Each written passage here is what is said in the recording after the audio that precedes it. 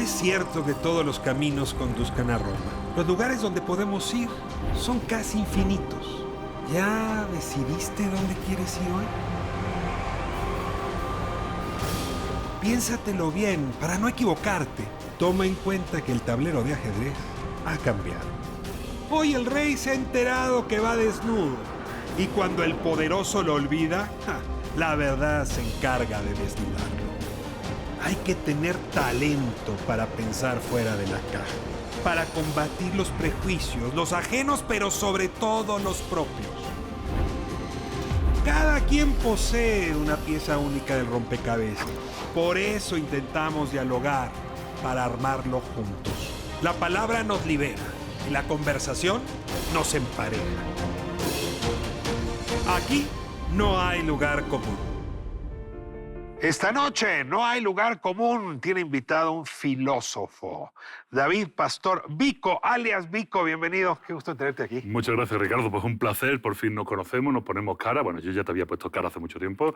Y bueno, qué bueno estar aquí, ¿no? Publicaste Ética para Desconfiados recientemente, Vico, por Editorial Planeta. Y ahora es un texto que obliga a visitar la filosofía en una época donde mucha gente le ha dado la espalda a la filosofía. Y te tengo varias preguntas provocadas por el libro. Voy a comenzar con la primera. Siglo V antes de Cristo, Atenas, ¿no? Es un momento cuyo contexto produjo a Sócrates y a Platón y a Aristóteles, ¿no? Ese contexto, digamos, de construcción de la racionalidad, de la búsqueda de la verdad por sus fines últimos.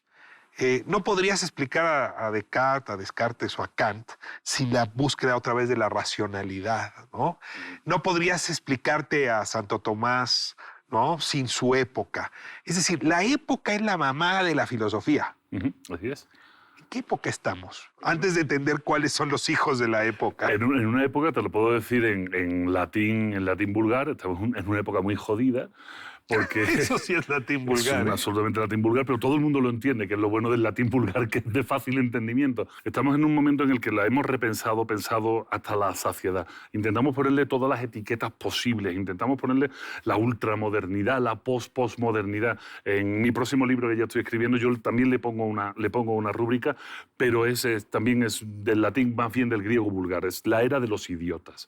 Y en el sentido más griego, que lo has leído en el libro de la palabra, idiota para los griegos es todo aquel individuo que no se preocupa de lo público y que solo le preocupa él, que solo se preocupa por sí mismo y por sus propios problemas.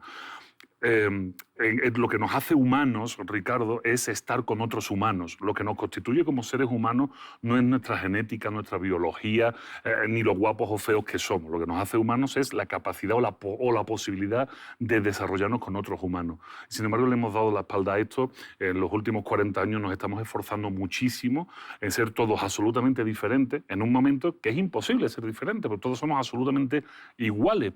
Consumimos las mismas cosas, compramos las mismas prendas, comemos los mismos alimentos. Entonces, al final, estamos en una era, en una época de transición hacia no se sabe qué, que para mí eso es lo que más miedo me da, ¿no? Cuando Carl Sagan dice, lo lógico de cualquier especie es extinguirse. Lo contrario, eso ya es raro, ¿no?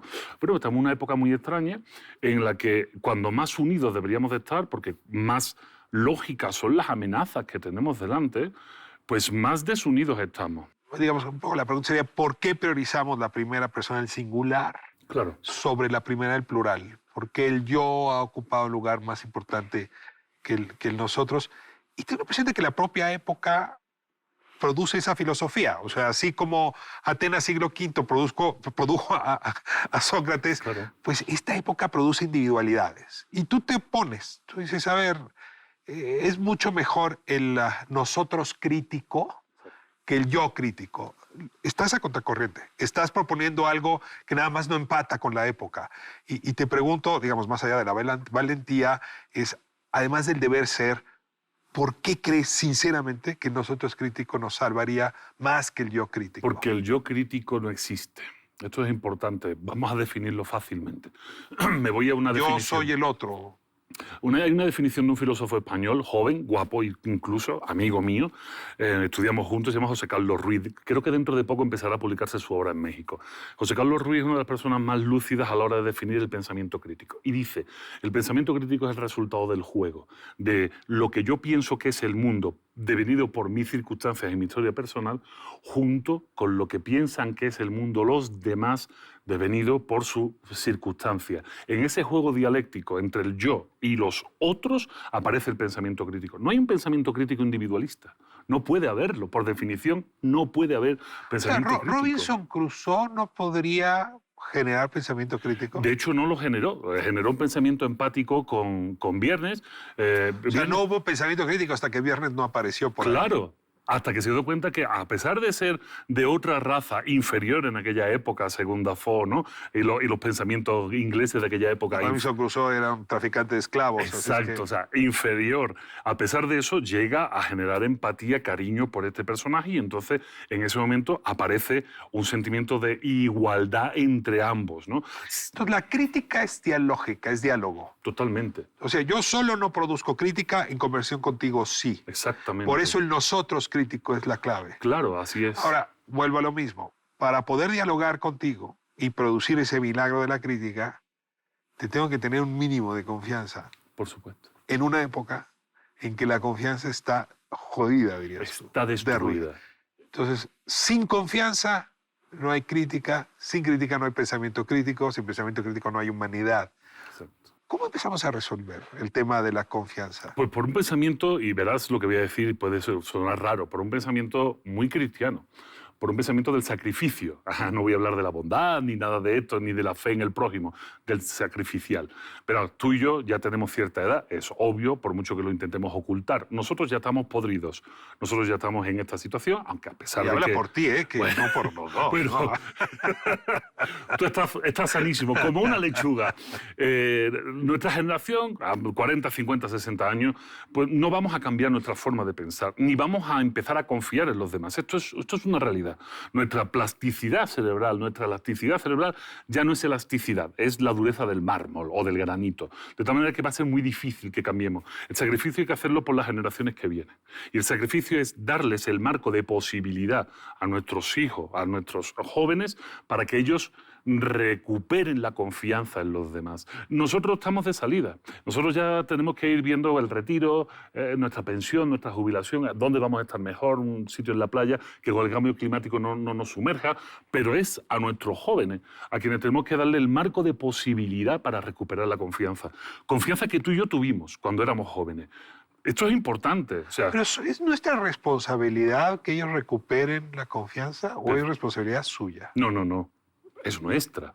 Es que esto de echar la culpa a generaciones y llamarla de cristal o de mazapán es esconder el bulto. No, lo que me pregunto es si podríamos hacer algo. Claro. Porque nuestra generación, como la anterior y la anterior, tuvieron sus propias razones para confiar. Claro. Y sí, supongo que cada generación deberá encontrarlas. Yo supongo que con el mundo que le estamos entregando, es difícil encontrar esa confianza. Mira, es muy difícil, pero tus padres, tus abuelos, igual que los míos, nos dieron ese espacio de posibilidad.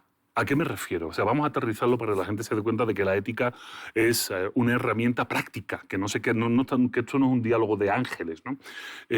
Tus padres y los míos hacían una cosa. Volvíamos de la escuela, terminábamos la tarea, abrían las puertas de casa y nos echaban a jugar a la calle sistemáticamente. El castigo era dejarnos encerrados en casa.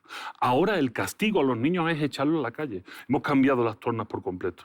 No dejamos que nuestros hijos jueguen con los hijos de los vecinos. Ni siquiera los conocemos. Ni a los vecinos, ni a sus hijos, y mucho menos sus nombres. Pero si yo te pregunto, Ricardo, ¿te acuerdas de los nombres de los niños con los que jugabas cuando eras chico? ¿Te acuerdas de todos? ¿Y recuerdas los nombres de sus padres? De todos. ¿Y a qué se dedicaban sus padres? Incluso hacer un esfuerzo lo puedes saber. O sea, había un marco de posibilidad de relación con los demás.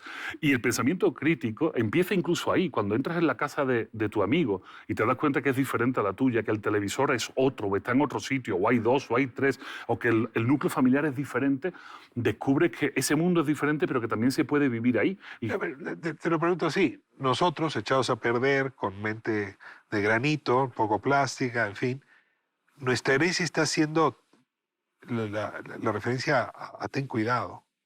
Los estamos enseñando todo el día a desconfiar del otro. Exacto. a desconfiar del diferente, del extranjero, del migrante, del que vive en el otro barrio, de los narcotraficantes, de la violencia de los políticos, de las ideas extranjerizantes, en fin.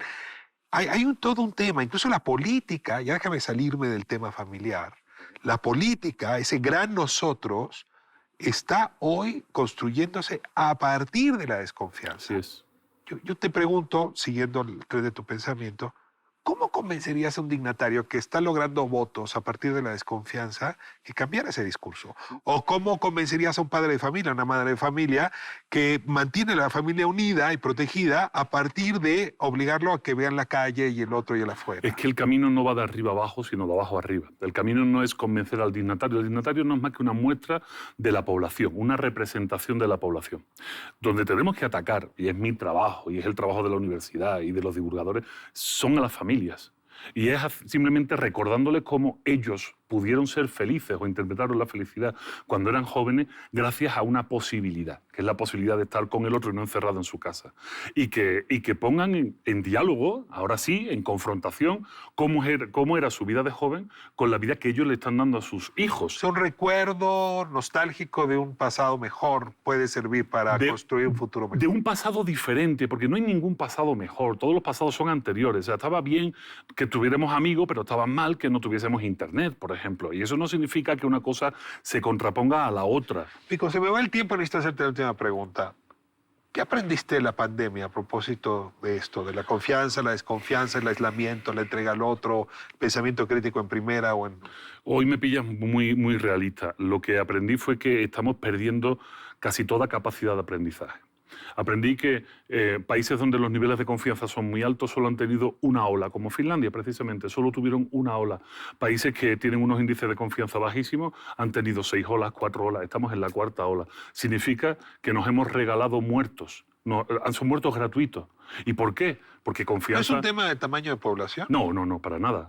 Haz la estadística y verás que te arroja unas cifras horribles, ¿no? O sea, realmente Finlandia no suba más de 1.700 muertos. O sea, y nosotros los que quieras, ¿no? O sea, realmente no hay proporcionalidad. La realidad es que en Finlandia tienen un alto índice de confianza y... Si no lo digo reviento, confianza y responsabilidad son dos caras de una misma moneda. Cuanto mayor es la confianza de una población en sus propios congéneres, mayor es la responsabilidad de estos para con los otros. Eso significa que si te dicen usa el cubreboca, mantente en tu casa, etcétera, etcétera, lo haces. Así que solo tuvieron una curva y salieron. Nosotros no. Una y otra y otra y otra. Y todos esos muertos, Ricardo, son gratuitos y no hemos tenido la posibilidad o la capacidad de aprender a pesar de tener los muertos encima de la mesa, que creo que es lo más grotesco. Entonces, pues sí, el individuo no es capaz de aprender solo. Filosofía sobre la confianza, y me quedo un poco con la frase de Shakespeare, la confianza se construye a milímetros. Es un esfuerzo arduo, complicado. Cuando se destruye a kilómetros. Así es. Es de nuestra generación decidir si somos de los que abonamos milímetros o de los que aportamos kilómetros. Así es. Gracias. Pico, muchas gracias. Gracias, Ricardo. Muy feliz de tenerte aquí. No hay lugar común. Nos vemos próximo sábado, 11 de la noche, ADN 40.